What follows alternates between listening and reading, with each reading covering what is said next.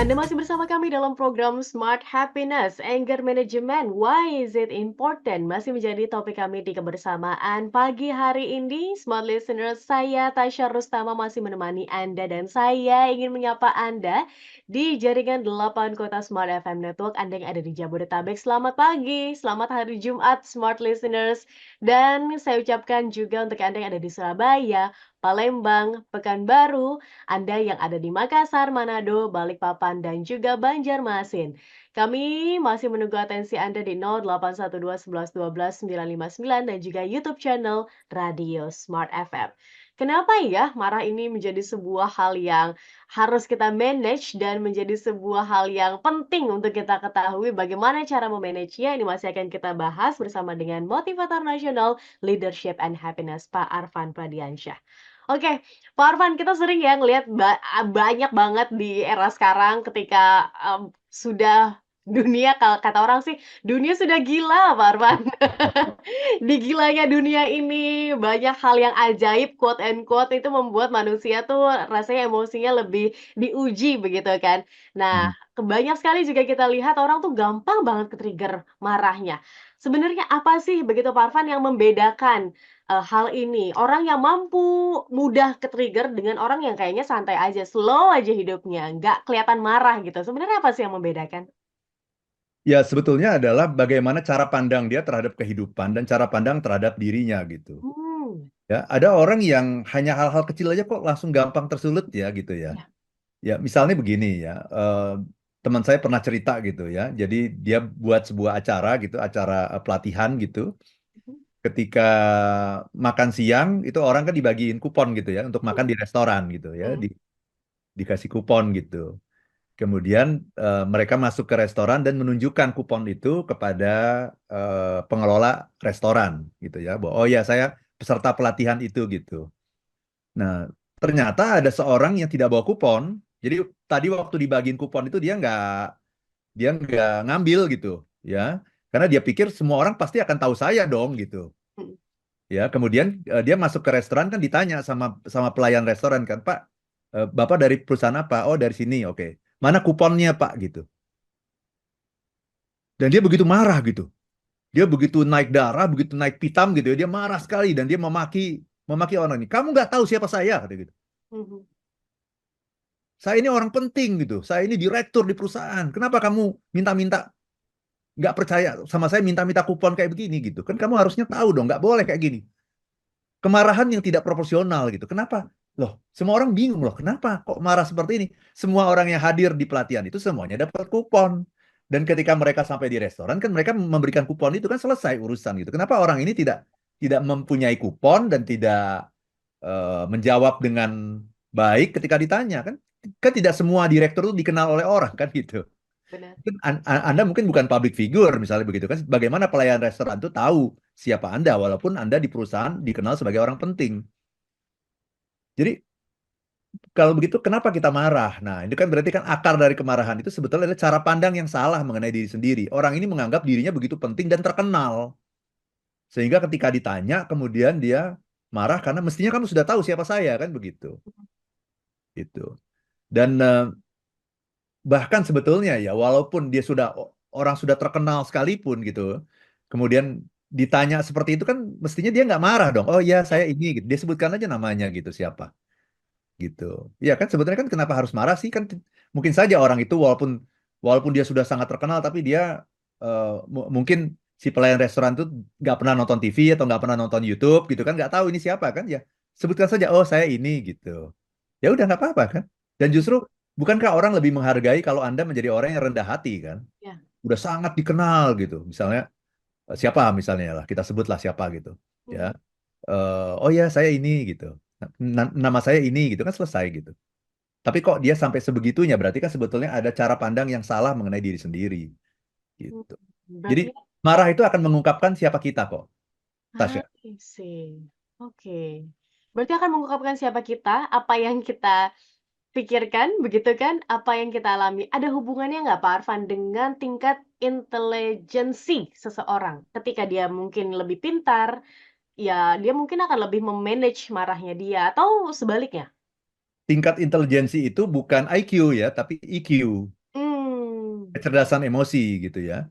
Jadi orang-orang itu ada empat jenis ya kalau kita bicara mengenai kemarahan.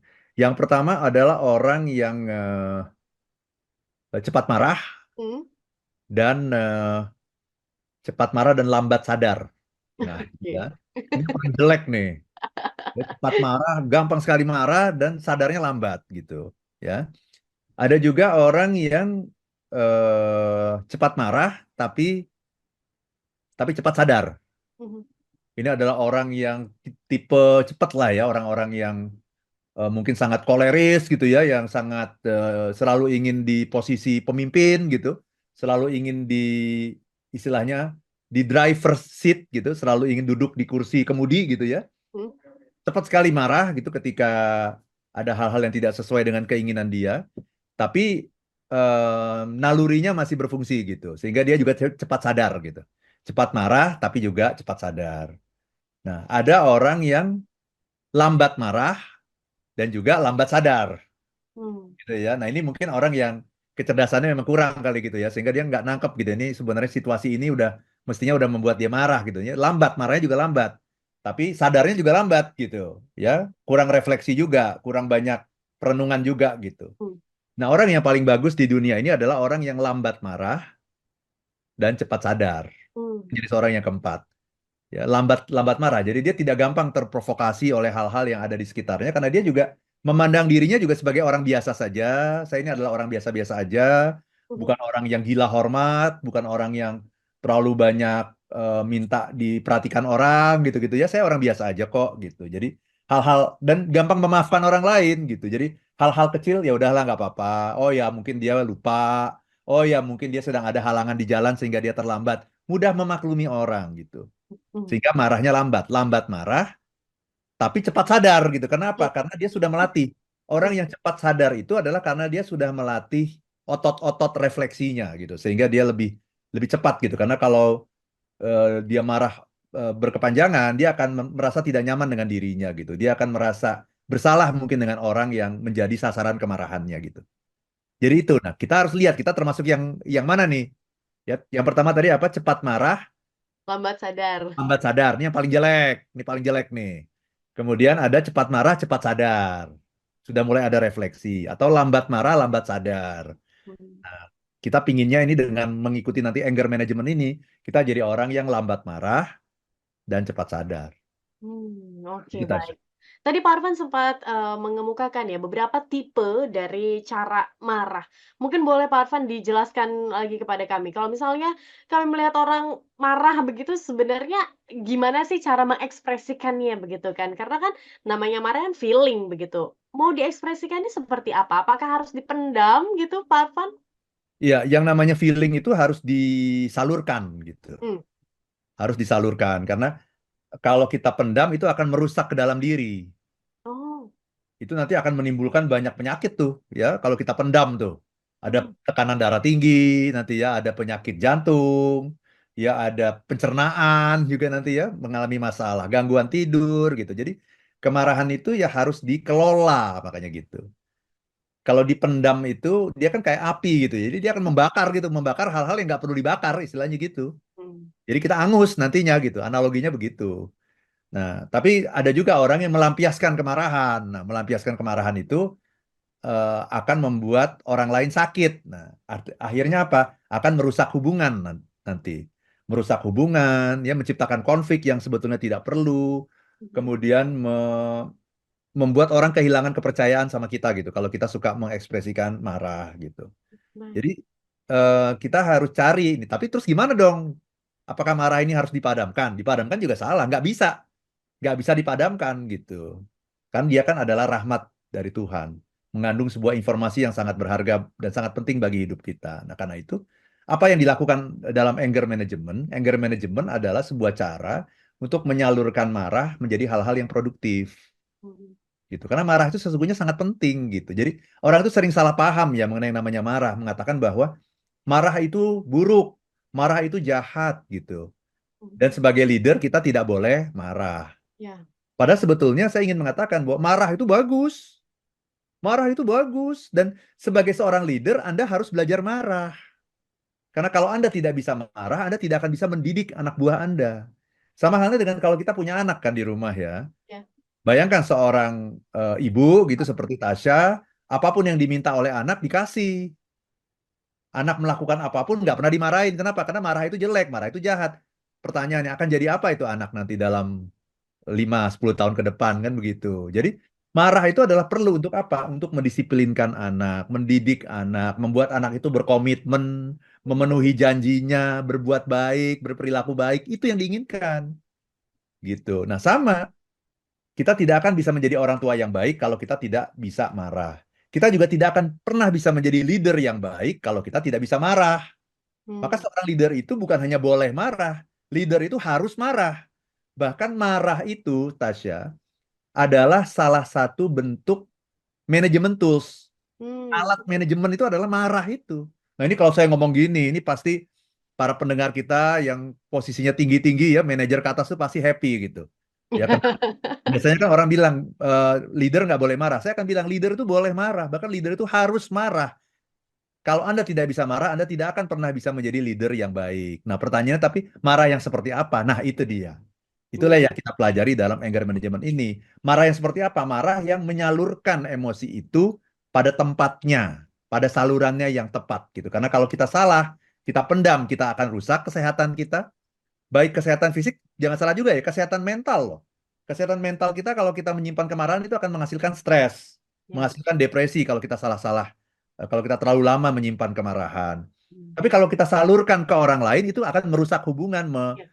menghancurkan kepercayaan, membuat konflik yang tidak perlu dan sebagainya. Maka gimana caranya? Nah, itu yang nanti akan kita pelajari dalam anger management gitu. Tapi Oh, intinya adalah menyalurkan kemarahan pada tempatnya. menyalurkan kemarahan pada tempatnya. Gimana jika ada luka-luka atau inner child yang kita pernah rasakan, Ya. Pak Arfan? Apakah ini akan mempengaruhi cara pandang atau perspektif kita dalam melihat marah dan apakah ini bisa dirubah? Izin untuk dijawab di sesi selanjutnya, Siap. sesi terakhir dalam program Smart Happiness di kesempatan pagi hari ini Smart Listeners. Sesi terakhir silakan bergabung bersama dengan kami 0812 11 12 959. Smart FM Business and Inspiration. Di sesi yang terakhir ini, Smart Listeners, manfaatkan ya waktunya untuk Anda yang ingin bergabung dan mungkin ingin tahu lebih lanjut lagi, mungkin boleh bertanya seputar anger management. Why is it important? Topik kami di pagi hari ini. Dan kami masih juga bersama dengan Pak Arfan Pradiansyah, motivator National Leadership and Happiness. Oke, Pak Arfan, ini mungkin menjadi pertanyaan lagi ya, gimana sih caranya Pak Arfan untuk bisa memanage marah kita? Apakah ada pelatihan yang Pak Arfan lakukan atau gimana? Adakah yang bisa kita ikuti? Silakan.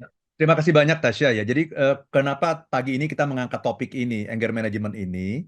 Karena ada banyak sekali permintaan ya dari teman-teman untuk mengetahui. Ini kan ada workshop anger management nih. Kita Mhm. pengen tahu dulu dong kisi-kisinya apa. Apa sih yang akan dipelajari dalam workshop itu?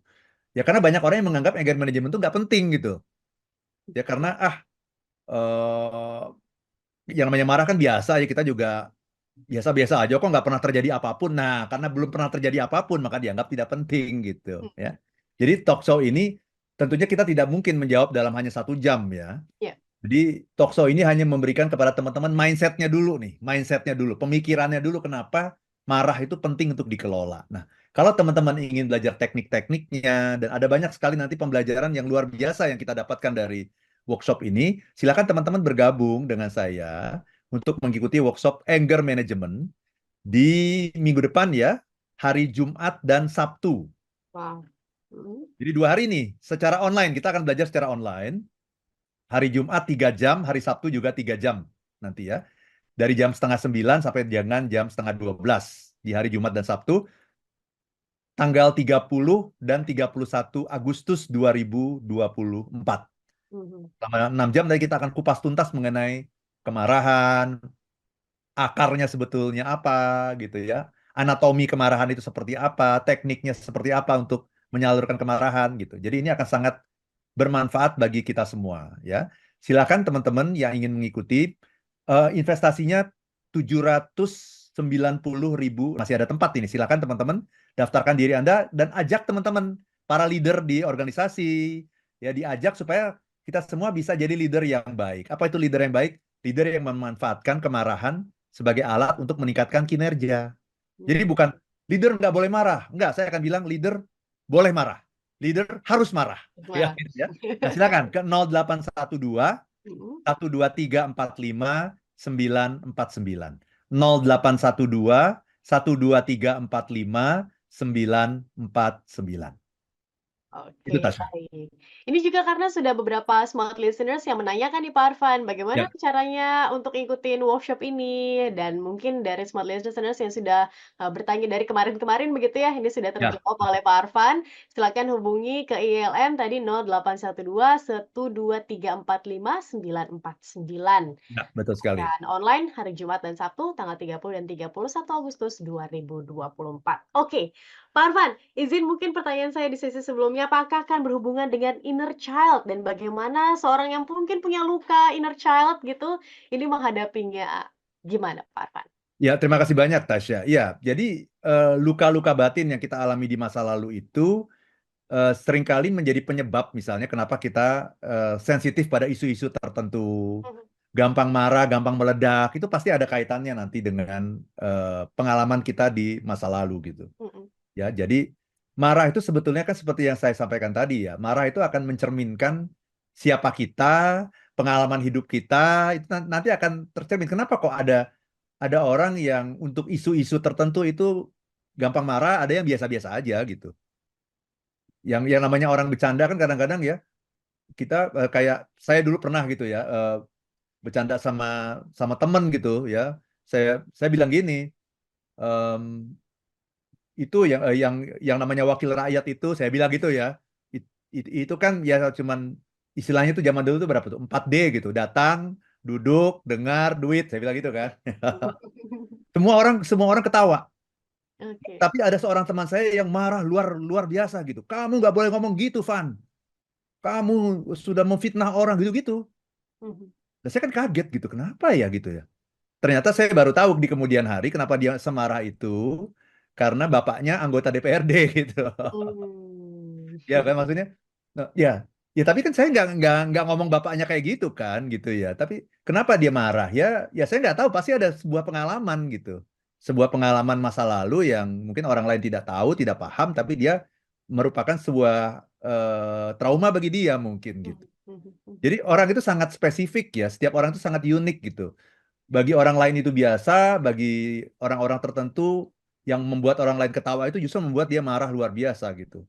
Mhm, mhm. Jadi marah itu nanti akan menggambarkan siapa kita, apa pengalaman yang kita pernah alami dalam hidup, trauma-trauma apa yang pernah kita alami itu nanti akan muncul semua nanti ketika kita marah. Dan tugas kita adalah memahami itu gitu. Memahami itu kenapa ya? Kok saya gampang marah ya? Kok saya gampang tersulut untuk isu-isu yang sebetulnya sangat remeh bagi orang lain gitu. Itu Tasya. Oke, baik. Ini akan jadi momen refleksi diri lagi nih smart listeners nanti jika Anda Ya. ikuti workshop-nya begitu ya. Mungkin melihat bagaimana jauh ke belakang, penyebab-penyebabnya hingga akhirnya bisa memanage marah Anda. Izin Pak Arfan, ini dari Palembang ada Pak Sony. Selamat pagi yang sudah bergabung bersama dengan kami. Pak Arfan selamat pagi, Mbak Tasya selamat pagi. Bagaimana merespon marah, Pak? Karena pasangan saya seringkali marah dan itu jadi sumber ketidakbahagiaan di rumah tangga kami. Apakah respon saya menjadi kuncinya? Silakan. Ini dari Ya, korban berarti nih ya, Pak Arfan ya? Pak Tony dari Palembang ya. Nanti kita akan belajar nanti Pak di workshop ada 5 wajah kemarahan. Hmm, Jadi kita harus bisa melihat misalnya istri kita itu wajah kemarahannya seperti apa dari lima wajah kemarahan ini misalnya. mhm, Salah satunya misalnya ada orang yang pasif agresif misalnya ya. Dia tidak menunjukkan kemarahannya tapi dia melakukan sabotase-sabotase di belakang kita gitu. Misalnya begitu. Nah, itu kan kita harus mengenali nih. Apalagi pasangan kita itu penting sekali ya. Ini pasangan kita ini wajah kemarahannya seperti apa nih gitu dari 5 wajah kemarahan ini dan nanti setiap wajah kemarahan itu ada caranya masing-masing gitu untuk bisa menanganinya gitu tapi sekali lagi kita dalam workshop ini nanti telunjuk harus selalu nunjuknya ke dalam gitu hmm, jadi kita nggak boleh nyalain orang gitu oh pasangan saya pemarah lihat dulu apa yang kamu lakukan gitu jangan-jangan sebagai suami jarang pulang ya wajar dong istrinya marah gitu. mhm. Ya kan? Kalau Pak Sony jarang pulang ya wajar dong istrinya marah. Dan bagus dong istrinya marah. Coba kalau Pak Sony jarang pulang dan istrinya nggak pernah marah gitu. Bahkan suatu ketika istrinya bilang, ya kalau kamu nggak mau pulang pun nggak apa-apa kok. Saya sabar aja kok. Justru aku Hmm, curiga itu. ya. Wah, ini kenapa nih istri saya kok saya nggak pulang-pulang juga nggak marah. Jangan-jangan, nah itu dia gitu. Justru kalau Oke. istri kita marah, kita jarang pulang, istri marah ya, berarti dia sayang sama kita gitu. Itu Baik. Tasya. Jadi telunjuknya tuh harus mengarah ke kita sendiri Dalam, gitu iya. ya, harus ke Jadi dalam. harus selalu introspeksi, intinya begitu. Oke. Pak Arfan, 3 menit terakhir, Ya, boleh kami diberikan, konklusi di perbincangan di pagi hari ini, silakan. iya. Jadi anger management itu, Tasya, banyak orang yang menganggapnya tidak penting. Mmm, Kenapa? Karena ini adalah anger management itu masalah yang invisible gitu. Invisible itu maksudnya masalah yang tidak terlihat gitu. Masalah yang seringkali dianggap remeh. Nah, baru masalah itu baru terlihat, baru dianggap penting ketika apa coba? Tahu nggak? ketika sudah jadi masalah. Sudah jadi ada dampaknya. Ternyata kita sudah mengeluarkan kata-kata yang kasar, menyebut nama-nama binatang tertentu. Kemudian mungkin membentak-bentak orang. Kemudian adalah orang yang tangannya juga udah mulai bekerja nih, udah nampar-nampar orang, misalnya gitu ya. Mmm, Ketika sudah ada kerugian gitu. Kerugian secara apa? Secara nama baik, kerugian dalam bentuk hubungan yang menjadi memburuk, menjadi kehilangan kepercayaan, sudah ada kerugian finansial, baru orang menganggap, oh iya ya ternyata anger management itu penting banget ya. Kenapa? Karena video saya sudah viral. Kan sekarang dengan eh, apa akses orang yang sangat terbuka dengan sosial media dan semua orang punya kamera sekarang gitu kan. Semua orang dimanapun punya kamera. Ini akan sangat berbahaya sekali gitu ketika kita tidak menyadari bahwa apa yang kita lakukan itu bisa dengan mudah diviralkan orang gitu. Siapapun kita, apakah kita orang terkenal atau orang tidak terkenal menjadi tidak penting sekarang. mmm, Karena kita akan segera jadi orang terkenal loh, ya. Dan mmm, terkenal itu bukan berarti famous ya, gitu ya. Ya, tapi eh, terkenal dalam kondisi yang sangat buruk gitu. ya, Notorious, bukan bukan famous tapi notorious gitu. Ya, jadi hati-hati gitu. Dan yang menarik adalah kemarahan itu tadi yang saya bilang, kemarahan itu sangat rawan. Nomor satu adalah ketika kita marah, energi kita meningkat luar biasa. Tapi yang kedua, kesadaran kita menurun. Coba bayangin. Energi mmm, lagi sebanyak-banyaknya, kesadaran menurun. Kita kan akan mampu melakukan apapun yang nanti akan kita sesali gitu. benar, Ya. Jadi ujung dari kemarahan itu nanti adalah regret. Ujung penyesalan. dari kemarahan itu adalah penyesalan. Dan jangan lupa, marah itu seringkali terjadinya tiba-tiba dan tidak terduga, Tasya. Mhm, Itu yang sangat berbahaya. Gini, kalau misalnya saya kasih tahu Tasya gini, Tasya nanti di luar studio hati-hati.